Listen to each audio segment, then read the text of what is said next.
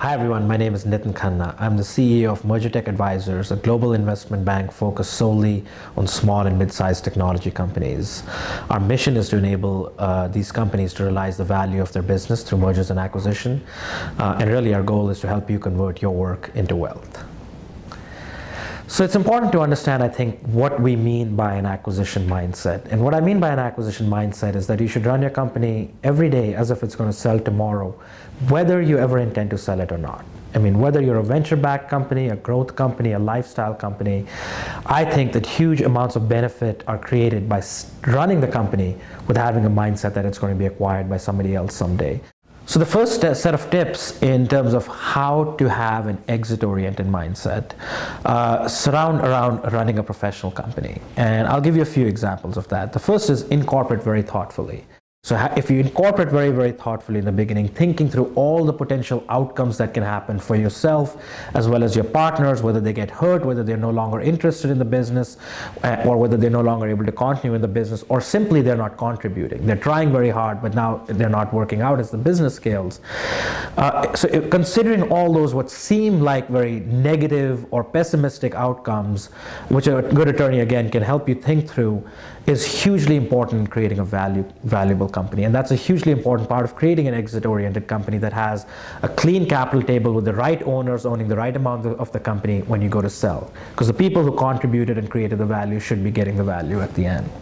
So think it through before, what the metrics are, what should be my sales, what should be measure your employee satisfaction, your client satisfaction, and even in a lifestyle company, try to have some sense of what are the key metrics that keep your company going. Revenue, profitability, the two kinds of satisfaction I mentioned are the bare minimums, and then there are some industry specific metrics you should be measuring regardless of what kind of company you're running.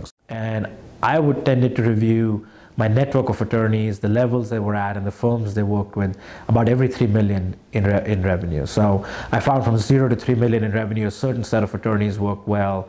And then from 3 to approximately 6 or 9, there were another set of attorneys. And then when you got over 10 million, we seriously started to think about having a general counsel in-house in your company. That can save tremendous amounts of cost, but also reduce risk by having somebody in-house who's watching for litigation risk, labor risk, and contract risk in your daily dealings. Accountants are very important, so bankers, attorneys, and then accountants.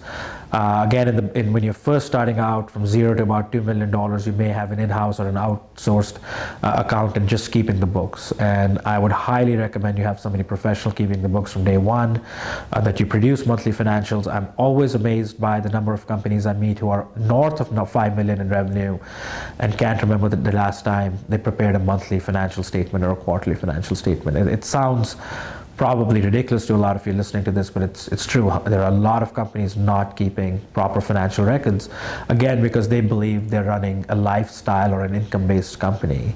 But I would tell you that the stress that you feel at the end of the year when you go into tax planning, or not really knowing your numbers, or not knowing why you're missing the numbers or making more money one year and less the other, is because you're probably not keeping proper records.